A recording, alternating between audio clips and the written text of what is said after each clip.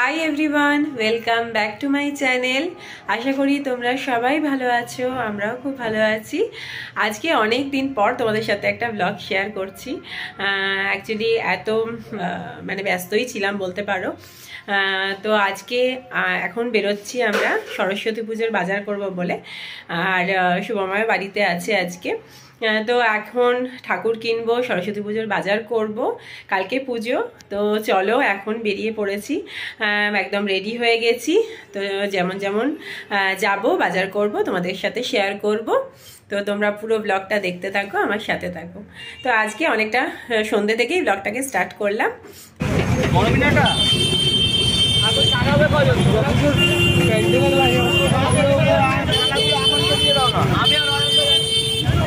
দেখি দেখাও।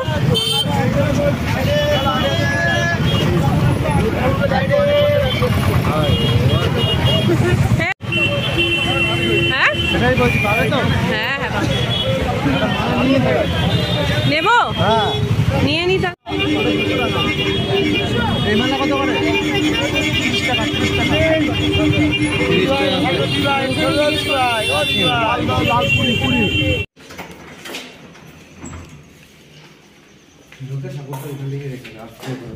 একটু সরিয়ে দে,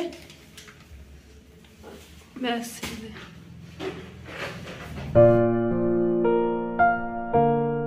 হাই এভরিওয়ান, গুড মর্নিং। কালকে ব্লগটা তো শুরু করেছিলাম। তো কালকে কিনে এনেছি সরস্বতী ঠাকুর। তো কালকে এত রাত হয়ে গেছে, চারদিকে সরস্বতী ঠাকুর খুঁজতে খুঁজতে। সব ঠাকুরই অনেক বড় বড় ঠাকুর। এবার আমরা প্রত্যেক বছরই মোটামুটি ছোট ঠাকুরই আনি, তারপর শেষমেশ পাওয়া গেছে। তো সেই করতে করতেই প্রায় 11টা বেজে গেছে। আর তারপরে ঠাকুর আনার পর আর ব্লগটাকে কন্টিনিউ করিনি। তো চলো, এখন তো রেডি হয়ে গেছি, পুজো করে তারপরে একটু বেরোবো। বাবিদের স্কুলে যাওয়ার ইচ্ছা আছে, কিন্তু যদি বেলা হয়ে যায় হয়তো যাওয়া হবে না। তো চলো ব্লগটাকেই আবার কন্টিনিউ করি। আর এদিকে দেখো বাবি রেডি হয়ে গেছে। বাবির এই ড্রেসটা হলো কিনেছি, এই পাঞ্জাবিটা, নতুন পাঞ্জাবি পরেছে আজকে, যেহেতু আজকে সরস্বতী পুজো। তো সবাই বাসন্তী কালার পরবে বলে ওর জন্য একটা বাসন্তী কালারেরই পাঞ্জাবি কিনেছি। তো এখন রেডি হয়ে এখন পুজো টুজো করে তারপরে যাব বোনেদের বাড়িতে, তারপরে একটু মেলাতেও যাব। তো সব কিছুই তোমাদের সাথে শেয়ার করব। তো চলো ব্লগটাকে এখন কন্টিনিউ করি।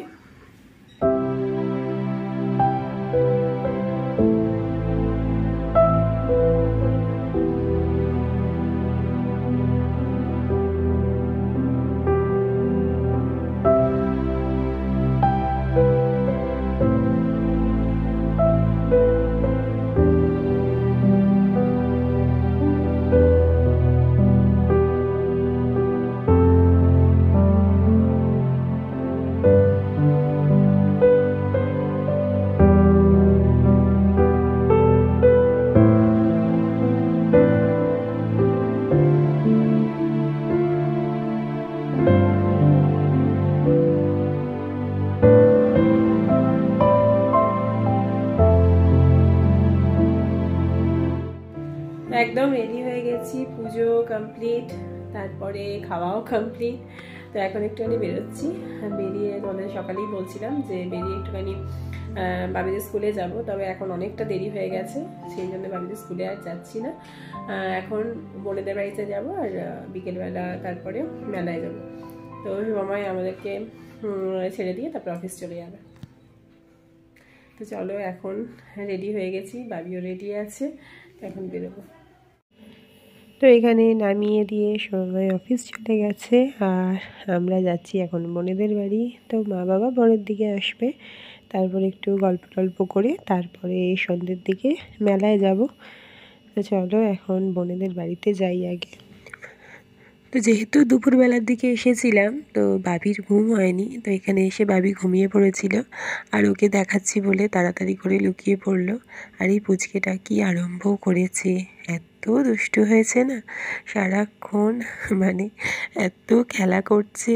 আর এদিকে বোন এসেছে চা নিয়ে আমাদের জন্য। তো চাটা খেয়ে তারপরে আমরা মেলার দিকে যাব।